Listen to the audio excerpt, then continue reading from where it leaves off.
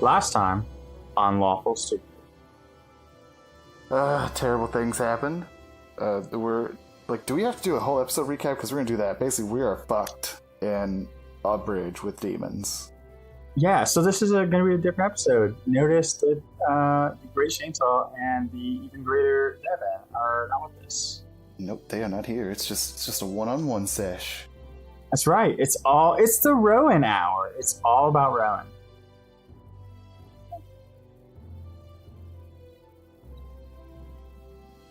So we're going to talk about what happened in the last episode, and I think I'm going to go in and paint that picture.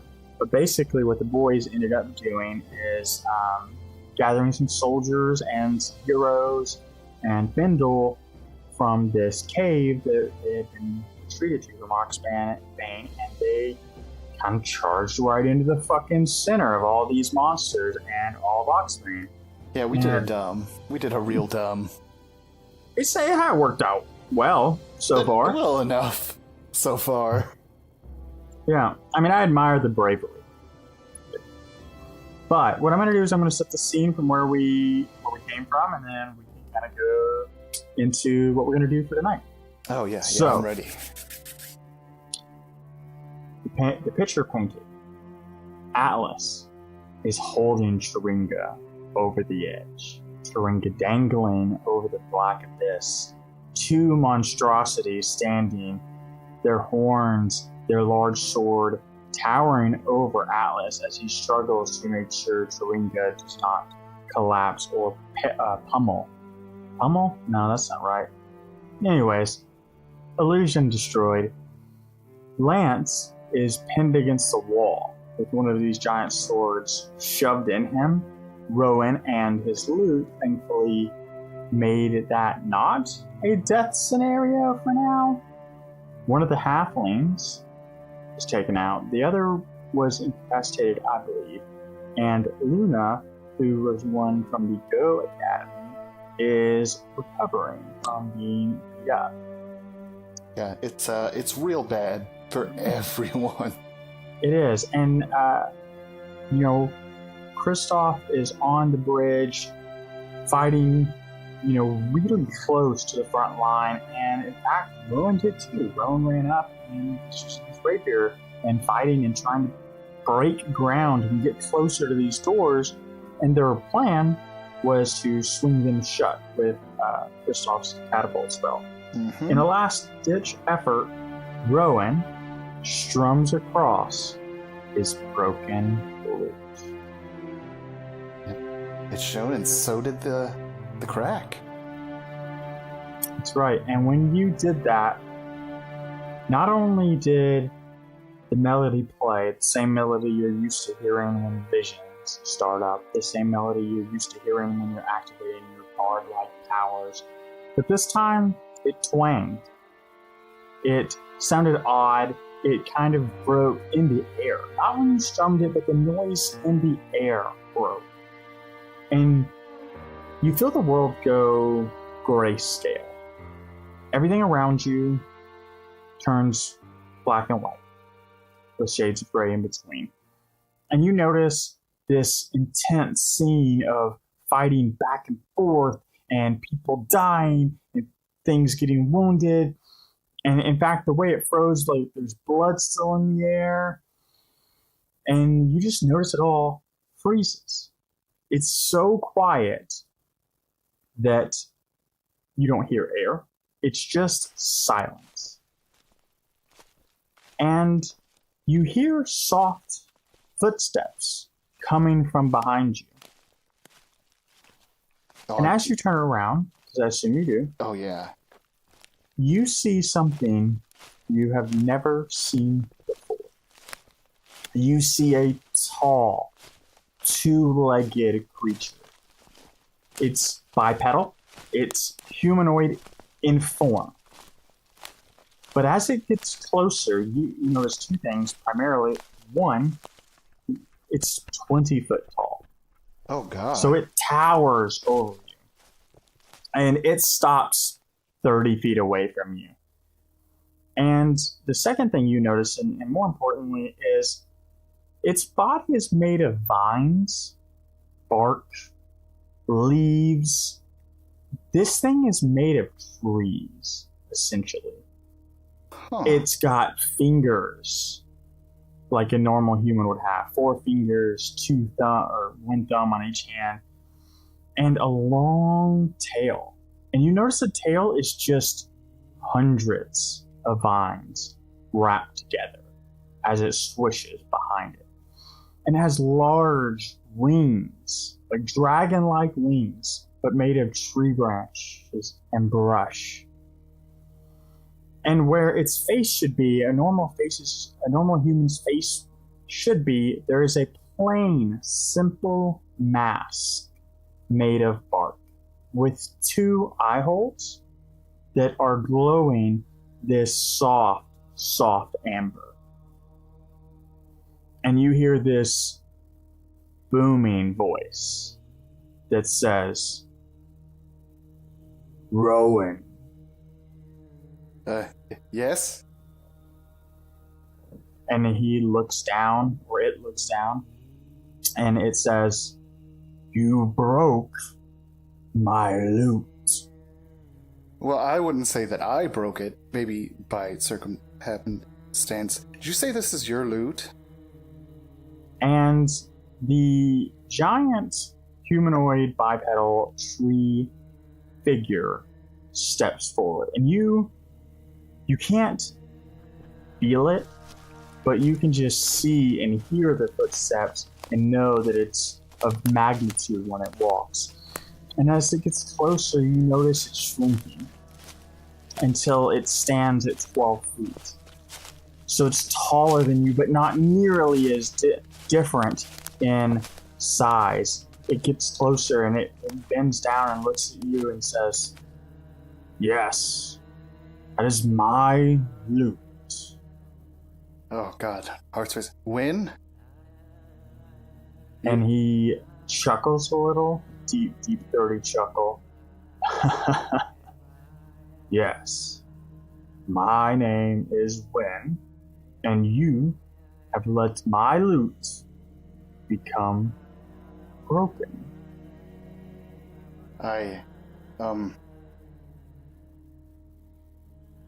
Did you think it was an accident that the lute is called the Lute of Wen, as you mortals on Goron call it? I did not. But to be fair, I didn't know that they were true. I don't know if you've been keeping an eye on things, but I haven't had the most reliable sources. And he says, What do you know about me, Rowan? I'll just put my hand on my chin, thinking really hard. Findle said that you were the god of legends. Not just a god of legends, but the god of legends and stories. And that you put your mark on stories. Findle is a wise man for someone who has seen so little.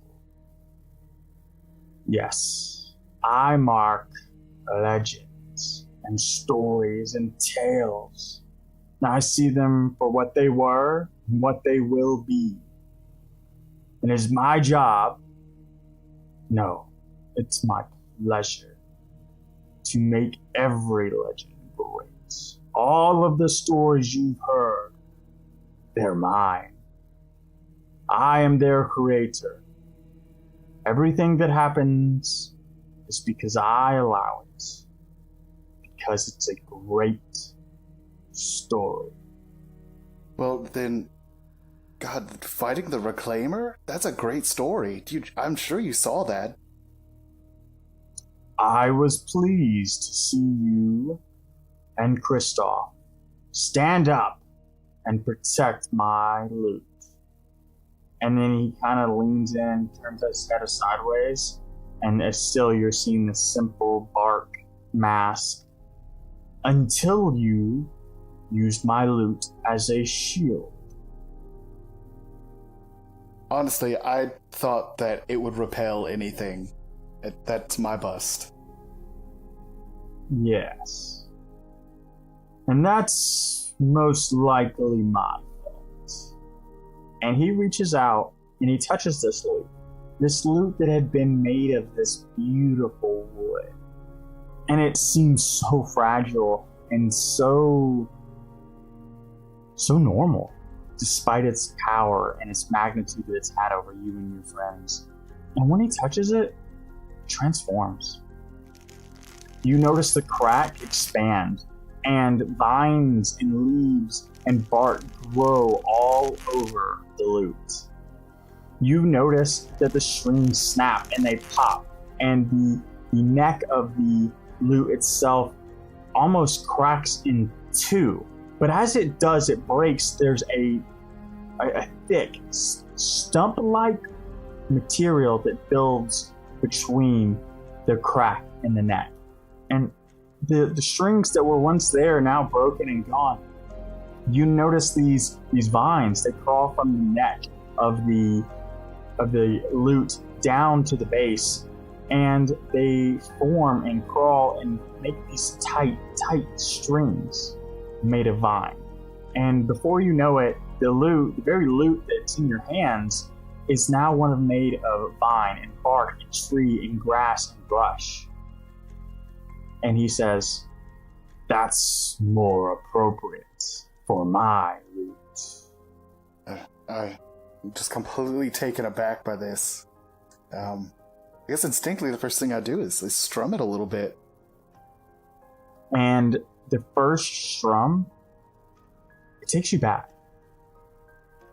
You notice the world around you fall away. In fact, it falls away so quickly, you almost lose sensation. It's kind of like when you've ever been on, one of those rides where you go up and you go down and you just feel your stomach move before you do. That's the feeling Rowan gets. Oh. And Rowan's standing there holding this lute, and as this chord dances in the air, Wynn stands opposite him, and they're in the pitch black. And Wynn says, "I have something I need of you, Rowan. It is no accident that you found that lute." What do you need, Wynn?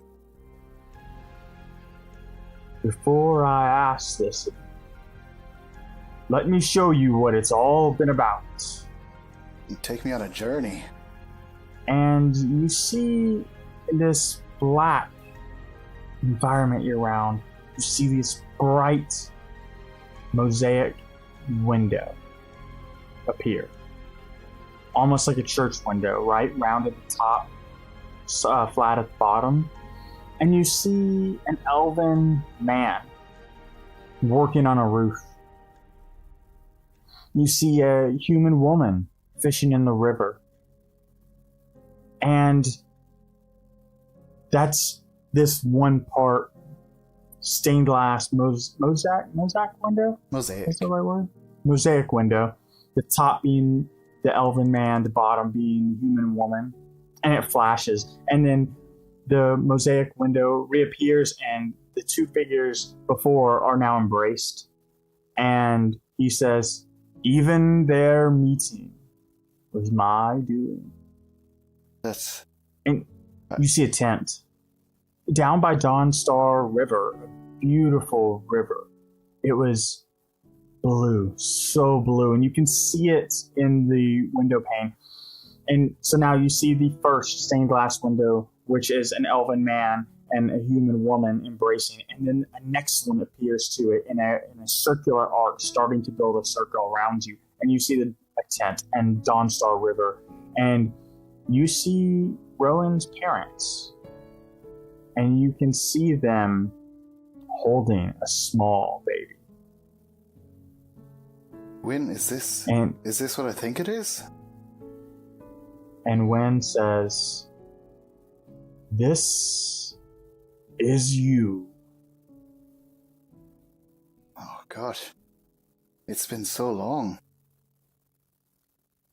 And he says, You can't bury your story, no matter how hard you try.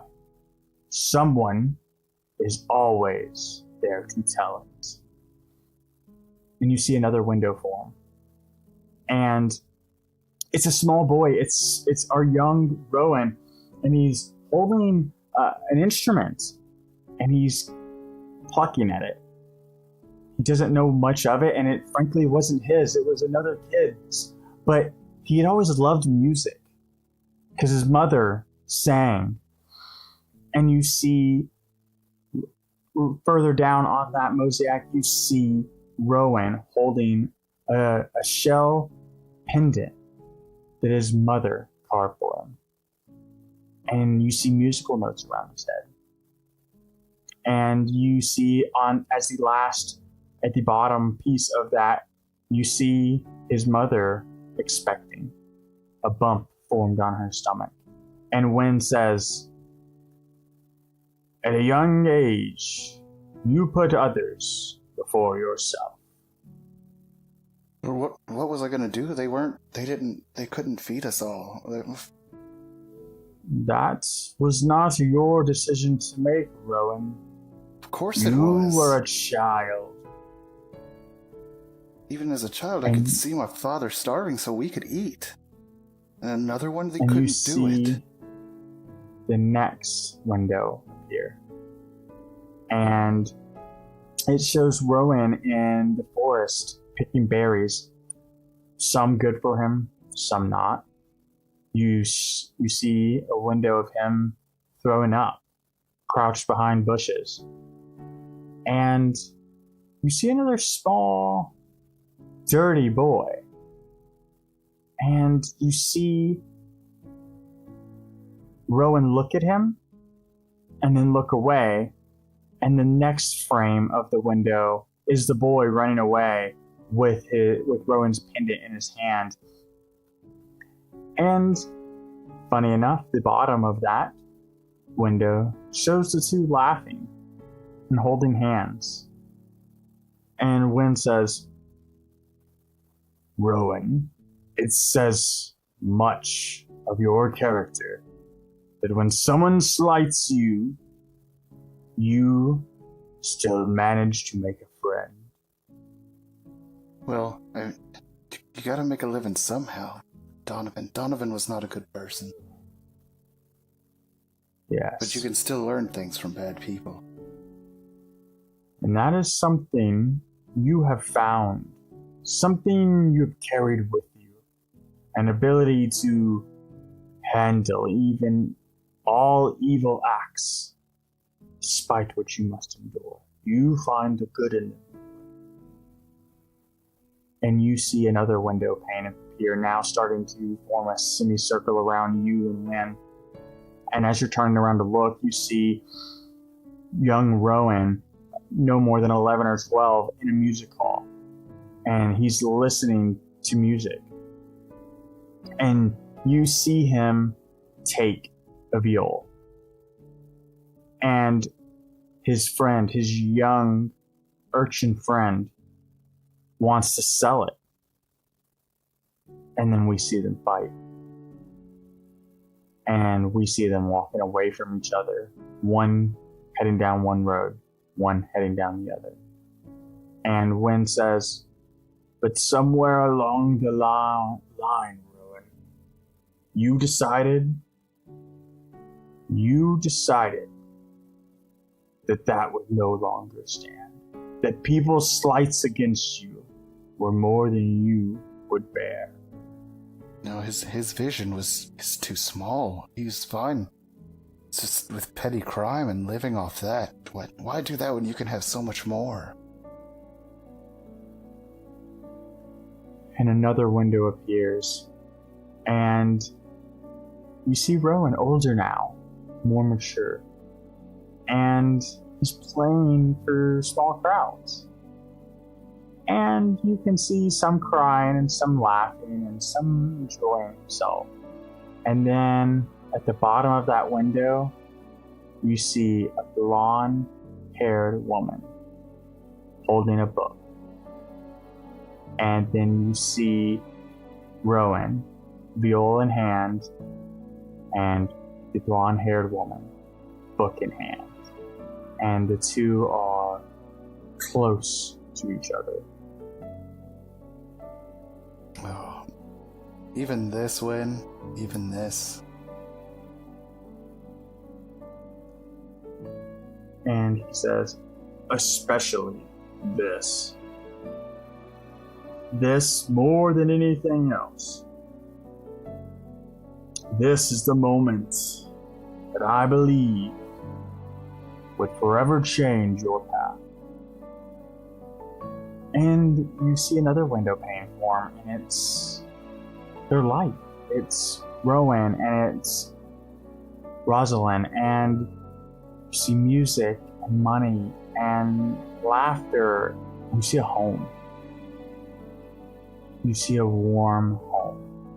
And Wynn says, it must feel like hundreds of years have passed since then. Oh, thousands. It's a different world. And Wynn says, know that I am the god of legends, but I do not judge you for where you have been, only for where you choose to go. Well, that's the thing. Everyone's been places. It's where you go is the only thing that matters. And you see her leave with an older man who you know to be her father. And you see her carrying a stack of books and the hurt on Rowan's face as she leaves. And then you see a candle and a stack of golden coins with a note written in your handwriting. When the music's over, turn out the lights. And Wynn says, I want to know what you learned there. What you learned on that night that you stacked those coins, lit the candle, and left. Well, I don't think I learned anything that night. It's more what I learned before that led to it. That I didn't really love her, and what's the point of carrying on and trying to make something that's not meant to be? Like, what's that doing for her? So I gave her her due and went on my way. And Wynn reveals another mirror. And it's Rowan stepping onto a ship for the first time.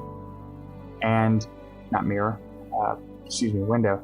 And you see the next piece of that shows stories, him learning stories and him learning to do things on a ship, like hoist the mast and adjust the sails. And he starts to form a bond, and you see that in the form of a pirate. And he says, this is where you learn to fight. I remember it well, Wayne. That's Rackham. He was just bloodthirsty and terrible, but just so funny when you got to know him. He'd tell you to fight like an animal or die like one. It was inspiring. And Wynn says, but it's not where you learned to become strong. And then you see one whole pane appear. And it's Rackham. And he's dead. He's laying on the floor, the deck of a ship. And you see at the bottom of that, you see Rowan departing the same ship. And when he looks at you and says, this is where you learned true strength, whether you know it or not. This of all things? And Rowan takes off his hat, the same hat that was left to him by Rackham. This is strength? The strength to go on. The strength to survive. It is easy to give up and fall into patterns and routines. You could have stayed on that ship and you would have lived a happy life, Rowan. I have seen it, as I have seen all things, all stories and all threads. And while I control them all, I don't pick for you.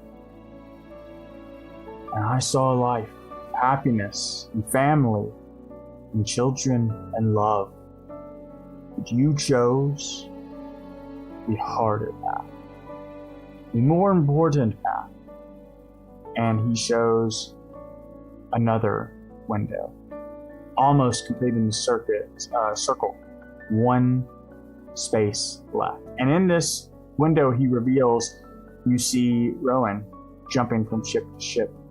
And then you see Rowan sad, leaning over a book that he had seen before, a book that he had always known, and a book about Maconid culture. And the next pane is Rowan throwing the book and departing the ship. And we see Oxbow. And Wynn says, "It hurts. It hurts to be reminded." To be reminded of what? The choices I made? No, I'm proud of all of them. I wouldn't be here without those choices. It might be a hard road, and it's probably gonna get harder, but look at this. Little boy born down by a river. Has been running like the river ever since. Now talking with a god. Tell me that's not something. And Wynn laughed that low chuckle. And when he does, you see the leaves rustle and the brush move. And you see... I was really hoping you'd say something like that. Then you are exactly who I need you to be. And the last pane is revealed. And at the top of the pane is the loot. And while it looks like the loot you're holding, it's much more than that. It's larger, it's more powerful, it's transformed. And you see the next pane, and you see you. And you see Atlas, and you see Kristoff, and you see Sharinga. And then one more pane down, you see you, and Atlas, and Kristoff, and you see an army behind you. And then the last pane is dark. And Wynn says, "Not every story should be told. I can give you pieces and threads, but it has to be your choice." Well, of course it'll be a choice. I mean, what's fate? Fate's something that only has power over those who accept it. And for the first time, you see Wynn relax. And he says, "Fate's boring. Fate doesn't hold any power here. We make our choices." It's a predictable story. If I hold everyone to fate, I'm never surprised. That's why I like you, Rowan. You always surprise me." And he leans down to you and he says, "So, what is it that you want?" I want a story. I want a storied life. I want immortality to be told for generations that know my name. And Wynn looks at you, and you feel it. You feel legend and history and story. And he says, "Are you sure That's what you want? What more is there? And he says, if you do this for me, then I will give you immortality. I will give you immortality not only through song and story. I will give you real immortality. Immortality that only elves wish they could achieve while their lifespans are long. They are nothing of the immortality that I give. Where do I sign? And Wynn smiles, and you see it in his eyes. You can feel it behind the mask. And he says, I'm pretty sure you already did. And he looks at the boot, and you see your hands clutching it subconsciously. And Wynn says, there's going to be a time where a tough decision has to be made. And your friends, your companions, they're not going to agree. But you're going to know that that's what needs to be done. I need you to listen to the calls and the sounds and the songs and the stories, and be prepared for when that time comes. I mean, that's what we've been doing. I can't say that I understand what we've been shown or why, but I never questioned it. He says, it's part of being so young. There's much for you to learn. But if you're ready, and he extends a hand for you to shake. I extend my hand, but before shaking, there is one more thing, Wynn. And Wynn kind of steps backwards, not steps backwards, but kind of straightens up as if a little reproach. And he says, ambitious to negotiate with a god. I knew I liked you. What is it, Rowan? What is it that you see? Well, when I find myself in times of trouble, do you think I could get a little assistance on this bridge with everything to get Turinga and Lance, Gid, and just everyone off safely and close that door? And when waves a hand and the windows, the stained glass windows that had once provided light and perspective, disappear. They all vanish into small gusts. And you kind of see the wind sweep it away, but you don't feel wind. And then the world comes rushing back, but it's still silent. It's still unmoving. And Wind says, I don't think it's a good story to give you everything you want. And he begins pointing. And as he points with his tail and his hands, you see Kristoff and Alice and the two halflings, Sir Jodo and Giza. And you see Luna, and you see Lance. They all begin to grow color. Slowly, color washes over them. And Wen looks at you and says, that door is not mine to close, Rowan. But I will harbor safety for you and your friends. And you see them coming to full color, and as you do that, Wynn waves a hand and they pause, just shy of being all the way fully colored, and he reaches out a hand to shake. No, all smiles, and I shake that hand. I've got a door to close if you don't mind. And you feel it change. you feel your bond and your pact with Lynn form. And it's for someone like Rowan, who has never believed in gods, never believed in the same things that the world around him has believed, you feel something. What that is to Rowan is only Rowan's, but you feel something. And Wen looks at you and says, I can't wait to see the stories they tell of you. And when he says that, he looks up and to his right, almost like he's looking at something that you can't see. Like, you mean the stories of us? You're in this too now.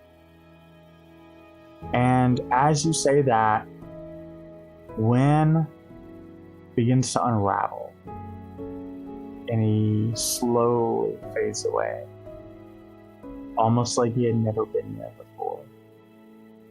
And the world around you melts away.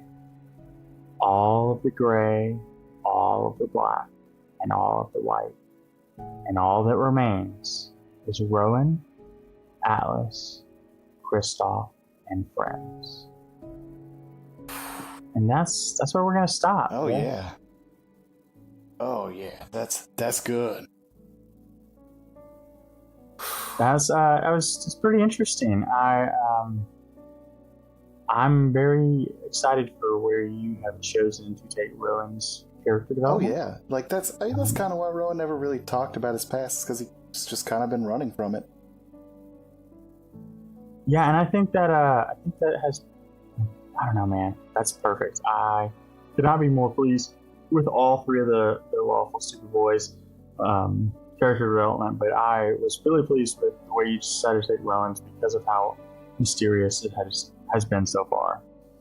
I think this is going to be, and I could not have been happier with your choice, just because the God of Wen, or Wen, the God of Legends, is probably one of my favorite pantheons that I've built.